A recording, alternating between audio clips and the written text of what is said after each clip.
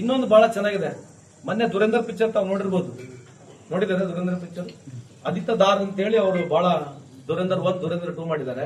So I am requesting Mister Aditya Dhar, why should not you make a movie on Vyapam case. ಬಹಳ classical case ಇದೆ. ಇದು ಯಾಕೆ ಹೇಳ್ತಾ ಇದೆ ಅಂದ್ರೆ ಇವೆಲ್ಲ ಮಾಡಿರ್ತಕ್ಕಂಥದ್ದು ಇವ್ರ ಕರ್ಮಕಾಂಡಗಳೇ. ವ್ಯಾಪಮ್ ಕೇಸ್ ನಲ್ಲಿ ಕೂಡ ಏನ್ ಮೆಡಿಕಲ್ ಸ್ಟೂಡೆಂಟ್ಸ್ ಗಳು ಇದು ಲೀಕ್ ಆಗ್ತಾ ಹೋಯ್ತು 2008 ಸುಮಾರು.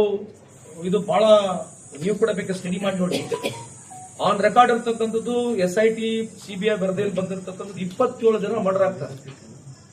ಬಟ್ ಓವರ್ ಆಲ್ ಮರ್ಡರ್ ಆಗಿರೋದು 44 ಜನ.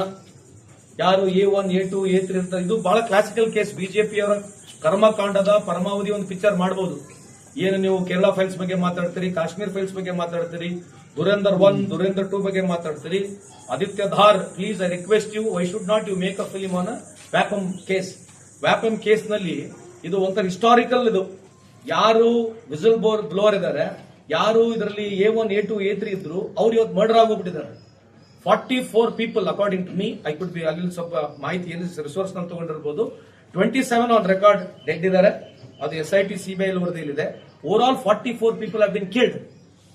ಈ ಮಾಫಿಯಾ ಇದು ಎಕ್ಸ್ಪೋಸ್ ಆಗೋದನ್ನ ಮುಚ್ಚಲಿಕ್ಕೆ ಇವತ್ತು ಶಿವರಾಜ್ ಚೌಹಾಣ್ ಅವರು ಮುಖ್ಯಮಂತ್ರಿಗಳು ಇವತ್ತು ಅಲ್ಲಿ ಹೋಗಿ ಕೇಂದ್ರದಲ್ಲಿ ಮಂತ್ರಿ ಆಗಿ ಇವತ್ತು ಬಹಳ ದೊಡ್ಡ ಪ್ರಮಾಣವಾಗಿ ಭಾಷಣ ಮಾಡ್ತಿದ್ದಾರೆ.